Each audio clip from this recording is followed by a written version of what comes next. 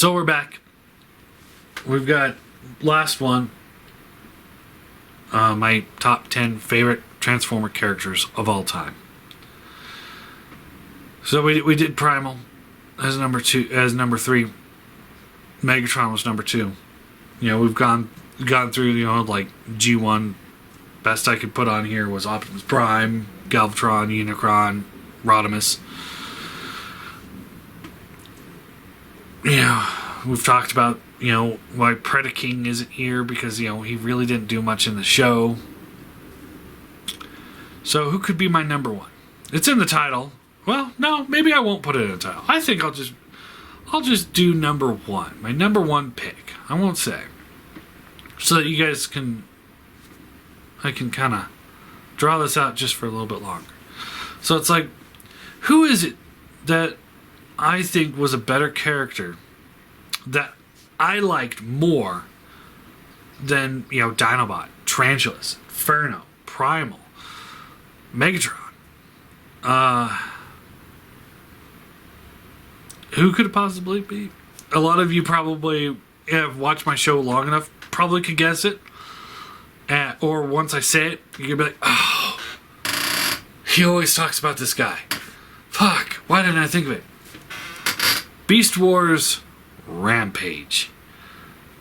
Now here's a character, he wasn't in the show very long. About just over, I'd say almost 1.5 seasons. But he alludes to such a bigger, darker thing.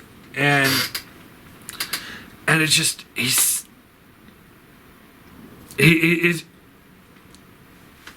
awesome. I mean, I would love to see a show or a movie that's based on Rampage pre-Beast Wars. That's what I would love to see. So let's start off with the character from the get-go. They used they used some sort of protoform. I read up on some literature on him and stuff. Like, not literature, I guess. Yeah. Anyway, I read up some stuff on him, and it's like, they're saying that it could have been G1 parts. My theory, I have a theory here, because they called him Protoform X. And if they use G1 parts, I think he is Autobot X. That's my theory. He's Autobot X. Which, didn't have a spark. But, they're experimenting on a spark. This is canon. My speculation is just like they wanted to experiment on a spark, so they needed an empty shell to put it in. The theory is that they might have used G1 parts to do it.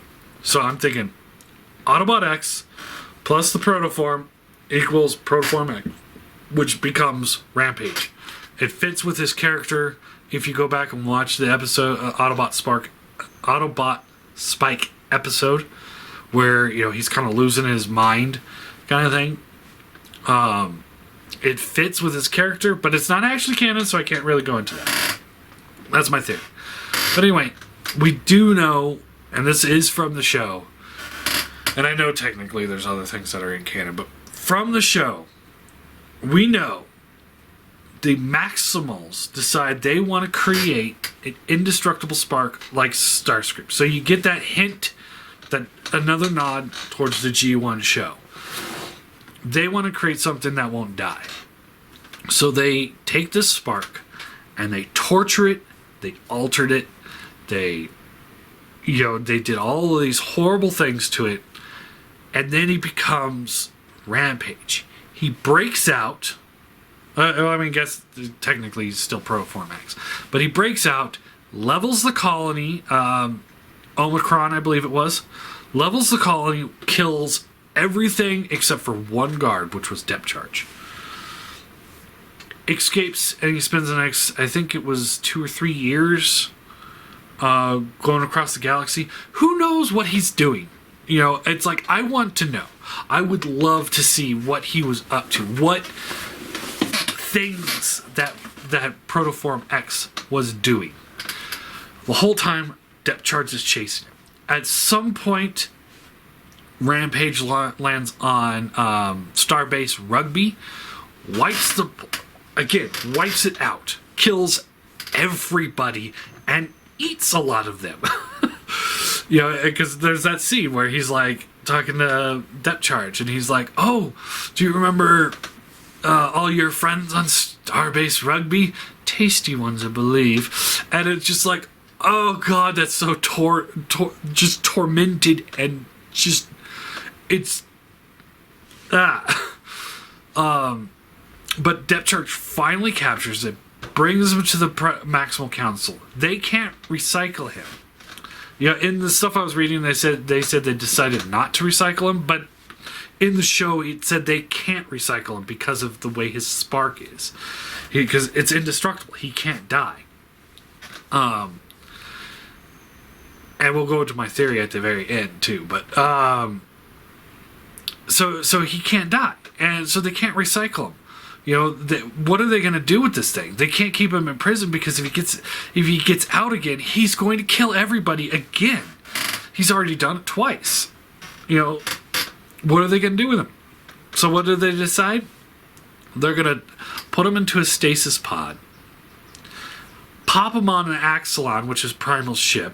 That was his Primal's submission. That's why he was where he was, and that's what led him to fight Megatron and go into the Beast Wars. But their plan was to go find some barren rock somewhere in the galaxy and drop him off. Isolation. Permanent, total isolation for this poor, tortured soul. I mean, so the Maximals experimented on him. They tortured him, they tormented him until he became what he was. And when they realized they couldn't control him, they're going to just drop him off on some rock. How fucked up is that? That is some, like, twisted shit. I mean, that is just... I mean, you sitting there, like, the Maximals are supposed to be the good guys. They're the Autobots, you know? They're the descendants of the Autobots. And here they're doing this fucking twisted shit. That's where you start realizing that there's more to this society than what you typically have of these guys are the good guys, these guys are the bad guys. The good guys are torturing people, and as a punishment for being tortured, we're gonna drop you on a rock. We're not gonna try and fix you. We're not gonna do this. We're just gonna drop you off. And that's before the show. You only hear about this stuff. So in the show, you know, his first episode, which is my favorite episode, Bad Spark. It is awesome. You know, he's talking about how he feeds on terror, so that puts him in Pennywise category, if that's true. And you know, they think he's dead, but then he gets revitalized by the by raw energon nearby and a lightning storm, and that revitalizes him, and then he starts just... I mean, he rips Tarantulas to pieces, leaving parts all over the place, which was fucked up. And he's slowly tormenting Silverbolt and Black Arachnia. And it takes, it was Cheetor, Silverbolt, Black Arachnia, and Primal that took to stop him in the first episode. They didn't kill him. They didn't defeat him, really. Well, I mean, they defeated him. But it took took 4 guys to stop him, because he's just so powerful. And then Megatron finds him, cuts his spark in half, and takes his part of his spark and starts torturing it so that he can keep him in control. But even then, he can't keep him fully in control. There are moments where he's able to shut off the sensors mentally, and Megatron will be like, "Where is he? You know, he's missing. I can't find him."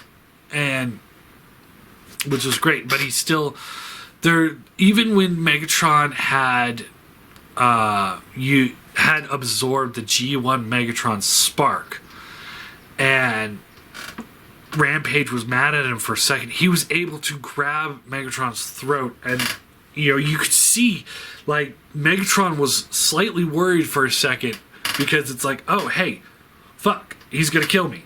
because that's how explosive and powerful Rampage is. It's just like, oh, I'm gonna kill you, and it's just, and if it wasn't for Dinobot 2 being able to bring him back down, like calm him down by torturing his spark again, then otherwise he would have killed Megatron. There's the episode with Transmutate, where you find out that Transmutate didn't say that he's evil; she said he's dark. And he's trying to help Transmutate because he can see that she's tortured. He can see that she's in pain, and he wants to help her. But at the same time, he wanted to take her and run away, and just not be a part of the Beast Wars. Because he's like, finally someone that understands me. And of course, the infighting between him and Silverbolt ends up killing her. And he's devastated at the loss. It's a really very well written episode. A good follow up to Bad Spark. Just the two of them, because it's Bad Spark. It's just a trio. It's Bad Spark, Code of Hero, Transmutate. The 3 episodes, they're the 3 best episodes of the entire series. They're all right next to each other, so it's just like, they're 40 minutes. So it's about, without the commercials, it's about an hour of really good storytelling, and then so you have Rampage season 2 from that point on, doing Rampage things. But then you get into season 3 when Depth Charge shows up, and you get more of the Rampage story arc. That's where you find out Rugby and how. Excuse me. And then you find out how he leveled the colonies and all of that stuff. And Depth Charge is only there for revenge. He only wants to kill Rampage. He's coded to Rampage in his sensors, which leads him into trouble later on, where he's trying to track Rampage, but Dinobot has the Spark too, so he can't distinguish on his sensor which one's which. Is this Dinobot or is this Rampage? And Dinobot has his number. Dinobot can kick the shit out of Depth Charge. Depth Charge can fight Rampage, but yeah, and then the final fight. Oh, the final fight with Rampage and Depth Charge. It is epic. It's probably one of my favorite. I'm trying to think. No, it's definitely my favorite one-on-one fight in all of Transformers. All time. Here they are, bottom of the ocean, with sticks of raw energon hacking at each other. And Rampage just keeps egging Depth Charge on. And as Depth Charge is about to stab him through the spark, and Rampage is holding it, and then finally he lets it go and starts laughing maniacally because he fucking won. He turned Depth Charge into him because, he made him unremorseful. Or maybe because he's finally going to be released from his pain. Or whatever. Or, who knows? It's hard to say because we don't get any more with the character. However, my theory here is that he's still alive. Because they said he's got an immortal spark. He can't die. So when Depth Charge kills Rampage, his spark merges with Dinobot. So if Dinobot had the spark and then Dinobot died, that spark is still somewhere and it's going to rebuild something. Either it's going to rebuild Dinobot 2 or it's going to rebuild Rampage. One of the two. Probably Rampage because that's his spark. And it's going to be twisted and tormented and it's going to come back. And because it's back in time, it's hard to say what it could turn out to be. It could be Unicron for all we know. Here's a tormented giant monster with horns that likes to eat things. That'd be a interesting way to end it. Like have his spark kind of float off, and then in the millennia from when Beast Wars happened to when G1 happens, maybe that spark can become Unicron. I don't know. I just kind of thought of that right now. That would be a fun story arc to explore. But I would love to see more of this character, like what happened to Starbase Rugby. I want to see what happened to Colony Omicron. I want to see Depth Charge desperately trying to find and capture him and then bring him to the council and be like, hey, we need to kill this thing. And they're like, no, we can't. And it's just like, it's such a good story arc. It's so dark. It's so twisted. I love Rampage. He's my all-time favorite Beast Wars character. If they do a masterpiece of him, I am all over it. The Beast Wars Rampage figure is awesome. I loved it. It's dated. It's very, very dated, unfortunately. And then they tried to do this piece of shit Collector Club one that was like... It was used off of the deluxe Transformers Prime Megatron body. And because of the way it transforms, he has this tiny little head. They really should have done at least the Voyager Megatron size. You know, give him a little bit more bulk. But yeah, he's my favorite Transformer character. There's so much that was told behind the scenes that gives it just enough to make you go, like, imagining, like, what is it that could have happened on these colonies? How could this have happened? You know, and speculation. It's just enough to make your imagination kind of build the character. But it's also enough that you know the basis of that imagination. It alludes to a not so civil union in between the Maximals and Predacons, and that the Maximals are just as shady as the Predacons because they're doing some shady ass shit just like the Predacons are doing. So I think it's very well done. The voice actor that does it is just awesome.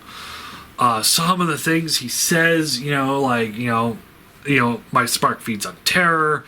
There's an episode when Black Arachne is fighting him, and like, you'll regret this, and he's like, I regret everything. And it's like, oh shit, is he just so not in control of his impulses that, like, when he killed Colony Omicron, did he just sit there and like cry because he's like, I can't believe I just did this? Why did I do this? You know, that tortured monster mentality. The Frankenstein monster kind of thing. It's such a good story to find it in a cartoon like this was just like, this could be really good. And so I think I lost my battery there at the very end, but I just wanted to close it up. It's such, I think he's the best character. I absolutely love everything about him.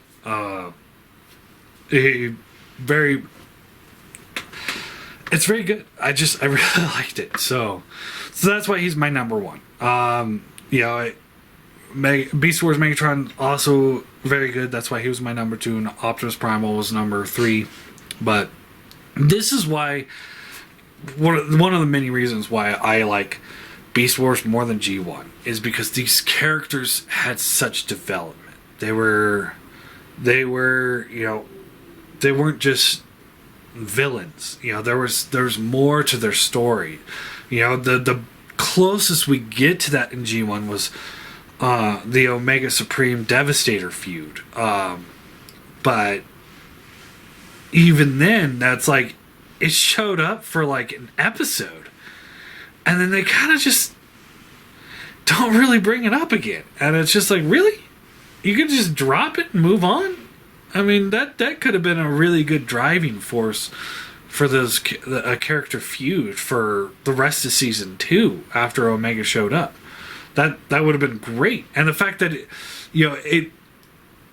it felt more tacked on than anything with like Rampage, because Omega was there and they made no mention of this at all prior to that episode where they're like, oh yeah, by the way, these two had a big feud going on. And it's like, wait, what? Omega's been here for a while, and the Constructicons have been here for a while, so how come we haven't seen this happen like right away? Like when Depth Charge hit hit prehistoric Earth looking for Rampage. He hit the ground running towards Rampage. I mean, that was one of the first things that happened when he hit there. You know, he went right after Rampage, and he went right into the combat. It wasn't, you know, episodes later. It was moments later. He got a beast mode, and he went right after him. And this is one of those other things. It's like with Rampage, like you could tell, like he's got more powers than just being this big badass. You know, when he's standing there and he just stops and he's like, someone's coming. Like, he could sense depth charges coming. And the fight sequences on that episode was amazing. And just everything about him was it's such a good episode. It's just such a good character. And it alludes to so many more things, and I really wish we could get. I don't think if they did like a series like this about it, I think it would probably be too much.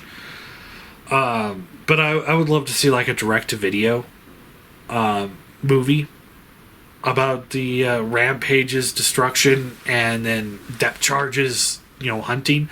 We don't need to throw a lot more things in there, but because the American Beast Wars didn't use a lot of Beast Wars characters, we could throw a lot of those characters in there.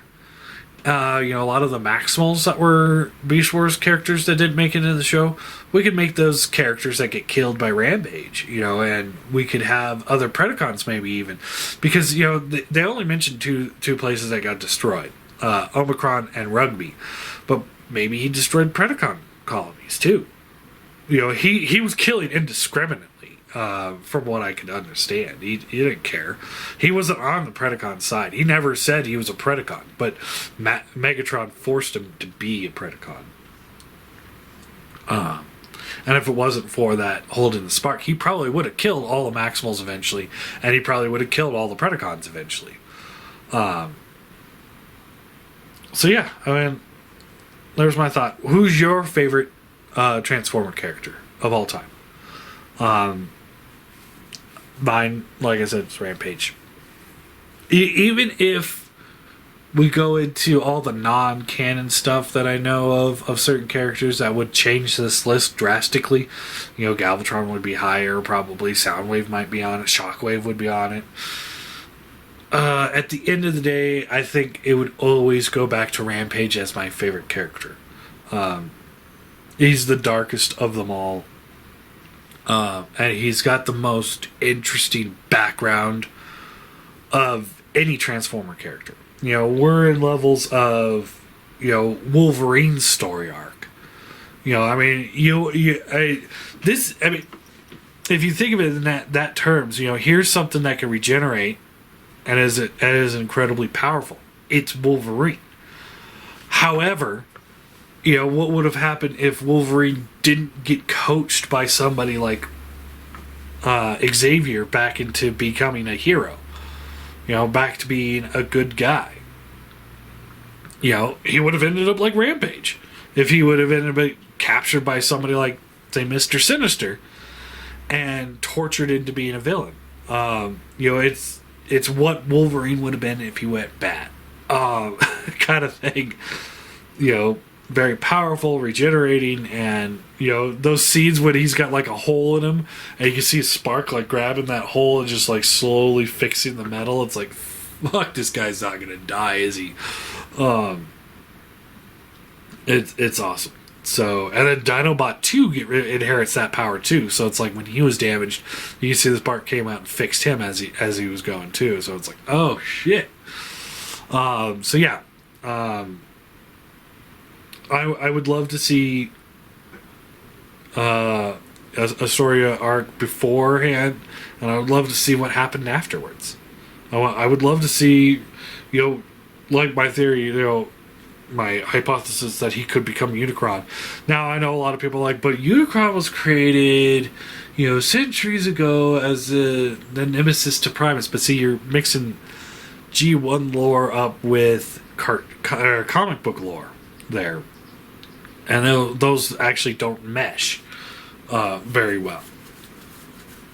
Because if you do that, then you know, Fortress Maximus is only about the size of Optimus and blah, blah, blah, blah, blah, blah, blah. But there was nothing in the G1 show that said that Cybertron was a living planet. You know, like a sentient planet, like Unicron. Unicron just happened to come across it because he wanted to destroy the Matrix. So there's nothing there saying that it was a living planet. There was no Primus, essentially. Although they did say Primus, and you know, they worshipped it like a god every now and then in Beast Wars. But it'd be kind of interesting that like I said, like, what if somehow that spark, as it was rebuilding, somehow becomes Unicron, and over the, you know, millions of years, and one of the reasons why he wants to destroy the Matrix and Cybertron is because of the torture the Maximals dealt him as Rampage. I think that would be a really cool twist, bringing the story arcs full circle, because they did leave, you know, like, he died on Earth, prehistoric Earth. So it's not like if his spark was able to come back, it wasn't like it's in the future, it's in the past. So that'd be really cool. The more I think about it, the more I want to see that. Let's do like a Rampage trilogy, you know, one movie before Beast Wars, and then we can watch Beast Wars, and then the one movie afterwards leading into the Transformers, the movie. That'd be kind of cool. But no, they did say that in G1 there was that alien thing that said that he built Unicron, so I guess that wouldn't work. But anyway, forgot about that episode because I blocked a lot of that shit out. Season 3 is such a bad season for Transformers G1. It's so bad. Yeah. Anyway, that's it.